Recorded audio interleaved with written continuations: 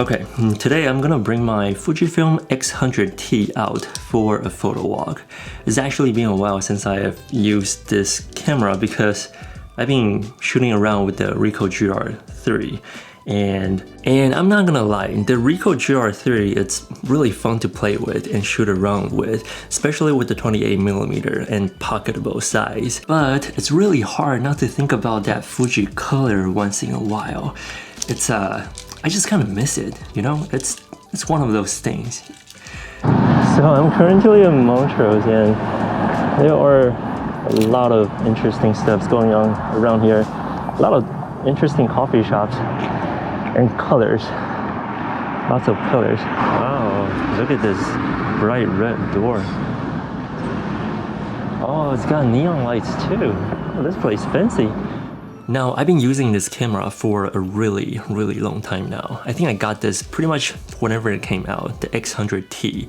And that's about what, a good 5 years or going 6 years, I think, perhaps.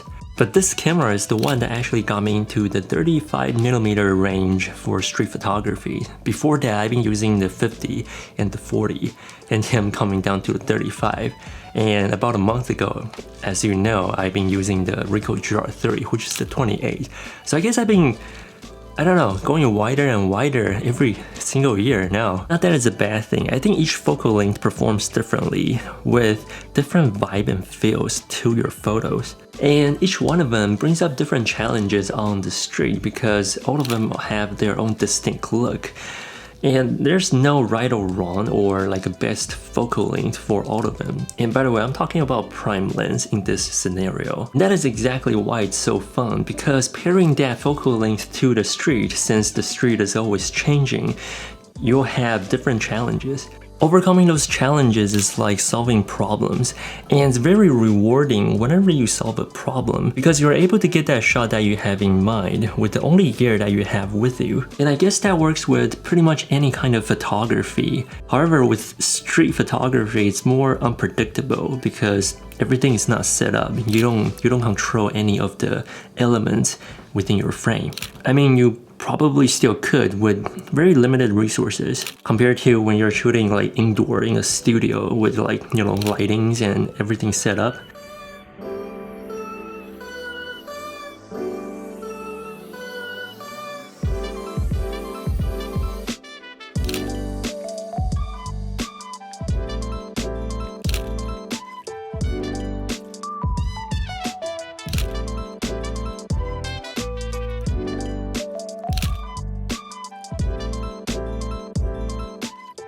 I feel like there's a lot of interesting looking buildings here.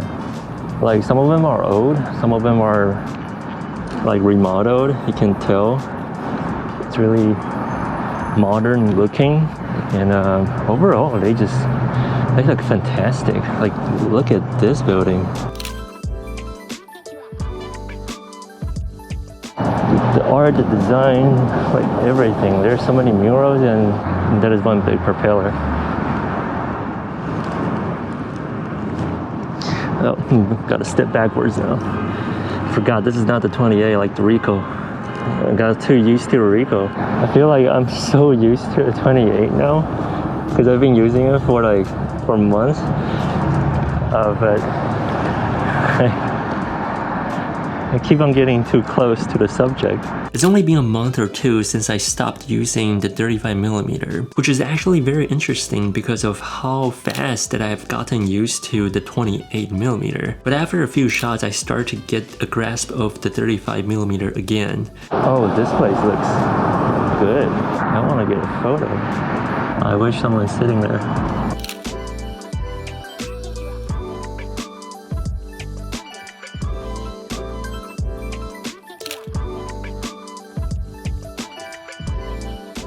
Yeah, so there's a lot of coffee places, restaurants, really good ones too, around this area. It's always packed during the weekend.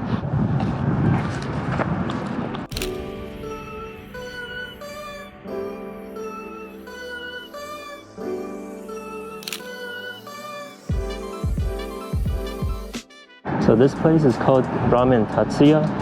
It's actually a pretty famous ramen store in Austin where I went to school. And then they started opening up like different locations because they're really that good, I guess. Now, this part of town is actually very different from what I'm used to. There's a lot of different stores with different colors too. And there's just a lot of things that's going on, to the point where I find myself getting really distracted by different signs, different stuffs, just random stuffs on the street, and realized that I wasn't really able to focus on my shots or like on the things that I'm looking for. On the street, everything is just like a mess to me. It's like all of a sudden I don't know what to take photos of anymore, and that got me very excited. It's like a brand new challenge for me, and that means I have to go back and explore the streets more, because there's a lot more that I didn't include in this video, but there are so much more that I can photograph there.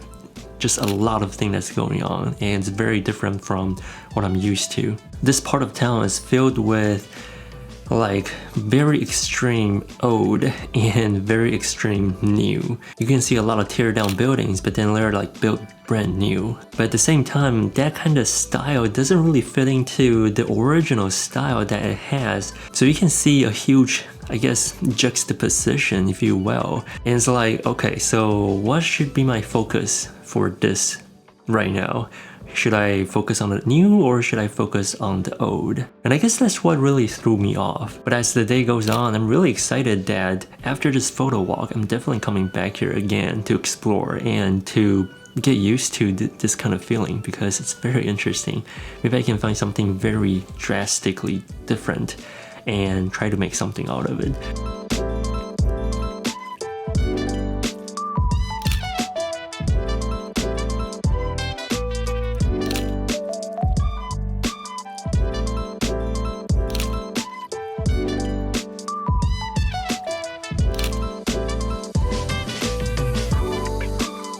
Okay, I have a really sad news. I think my electronic viewfinder on my Fujifilm X100T, it's not working like 80% of the time. Yeah, this kind of sucks, but I still do like the tactile feeling for each adjustment, like the shutter speed, and I'm moving around my apertures.